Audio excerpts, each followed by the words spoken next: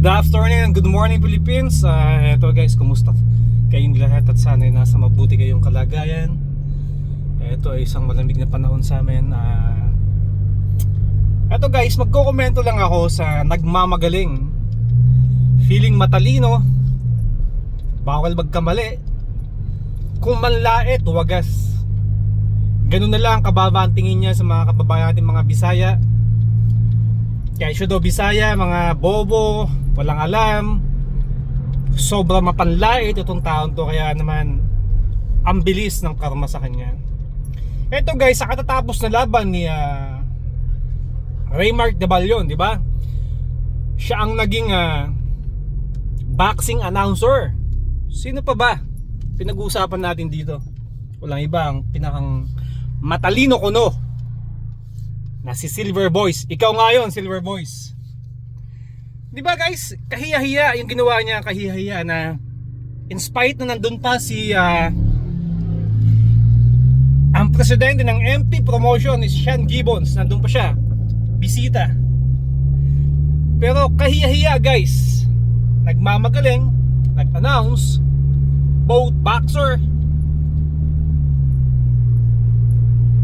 konting dialogue na nga lang ang binitawan niya, hindi pa na perfect, nagkamali pa, di ba? Nagpupumilit, nagmamagaling, announcer ko no, boxing analysis. My God, mahiya ka naman, mahiya ka.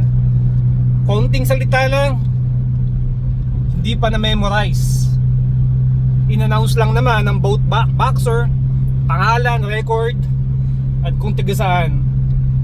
Nagkamali pa guys, minention niya ang Thai boxer na perfect record daw kuno, at iisa lang ang talo. My gosh man. Di ba? Ang bilis ng karma guys, sobrang bilis.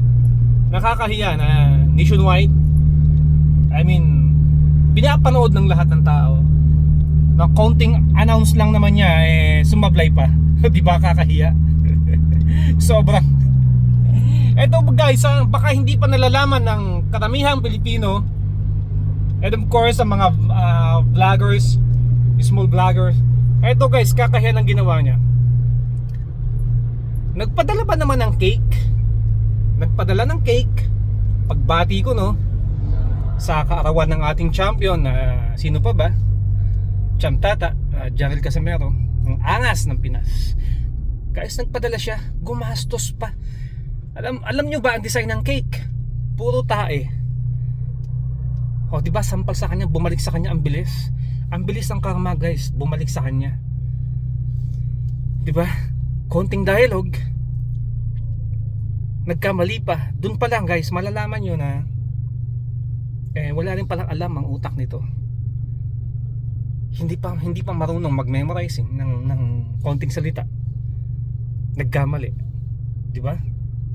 Oh, katawa-tawa. Ang bilis ng karma. Laking sampal sa kanya. Nagmamagaling, matalino ko no. Kaya wag manlait ng kapwa. Lalo na guys yung mga iniidolo natin ng mga Filipino boxers na nagbigay ng karangalan sa ating bansa. Sana pag-isip-isipan mga bawat pagkakamali. Wag man lait, wag mang husga. Isa lang naman siyang tuta na, di ba? Masunurin sa kanyang amo. Kuno, magkano lang binabayad diyan. Sa kabilang banda nakinabang naman din siya. At wala siyang alam na ano bang naidulot niya or naibigay karangalan sa ating bansa para siya manlait ng mga bayani ng Pilipinas sa larangan ng paligsahan ng suntukan. Di ba? Kaya heto guys, nawagan ako, sama-sama tayo, full support tayo sa mga Filipino boxer, lalo na sa paparating na laban champ ni Jarrell Casimero.